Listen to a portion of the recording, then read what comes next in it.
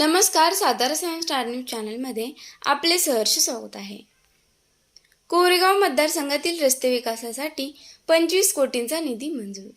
आमदार महेश शिंदे यांच्या सततच्या पाठपुराव्याला यश।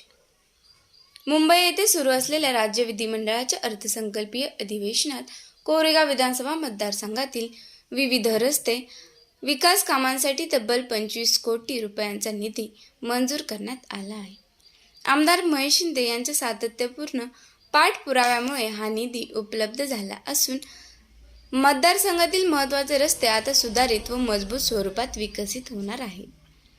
कोरेगाव विधानसभा मतदारसंघातील कोरेगाव, खटाव आणि सातारा तालुक्यातील प्रमुख रस्त्यांच्या कामांसाठी नागरिकांकडून सातत्याने मागणी होत होती। या पार्श्वभूमीवर आमदार महेश शिंदे यांनी सार्वजनिक बांधकाम विभागामार्फत प्रस्ताव तयार करून घेतला होता।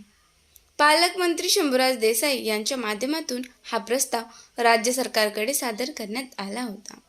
मुख्यमंत्री देवेंद्र फडणवीस, उपमुख्यमंत्री एकनाथ शिंदे आणि सुनेत्राताई पवार यांच्या मार्गदर्शनाखाली सार्वजनिक बांधकाम मंत्री श्रीमंत छत्रपती शिवेंद्रसिंहराजे भोसले यांनी या कामांसाठी निधीची मंजुरी दिली आहे।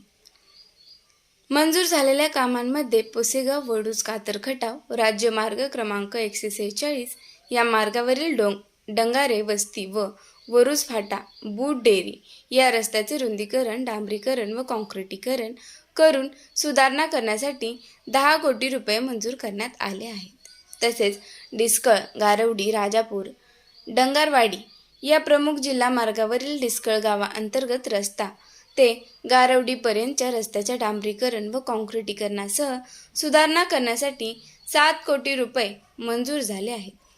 याशिवाय प्रमुख राज्य मार्ग क्रमांक 15 ते कापडगाव, आरडगाव, चिलेवाडी, भाडळे, कुमटे, कोरेगाव या मार्गावरील भाडळे ते शेंदूरजणे दरम्यानच्या रस्त्याच्या सुधारणेसाठी 2 कोटी रुपयांचे मंजूर करण्यात आले आहेत। तसेच मर्डे, लिंब, बसापच्चीवाडी, आरळे, पाटखळ, वाढे, मसवे, वरिये, नेले, धावडशी, आकले ते राज्यमार्ग 140 या प्रमुख जिल्हा मार्गावर मर्ढे येथे किमान 620 पुलाचे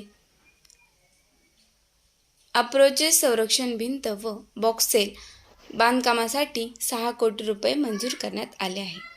नुकत्याच झालेल्या जिल्हा परिषद आणि पंचायत समिती निवडणुकीत डिस्कळ परिसरातील ग्रामस्थांना रस्त्याचे काम करून देण्याचा शब्द दिला होता। त्यावर विश्वास ठेवत ग्रामस्थांनी पंचायत समिती गणातील उमेदवार निवडून दिला होता। हा शब्द पाळण्यात आला असून जनतेच्या विश्वासाला तडा जाऊ दिला नसल्याचे त्यांनी यावेळी सांगितले।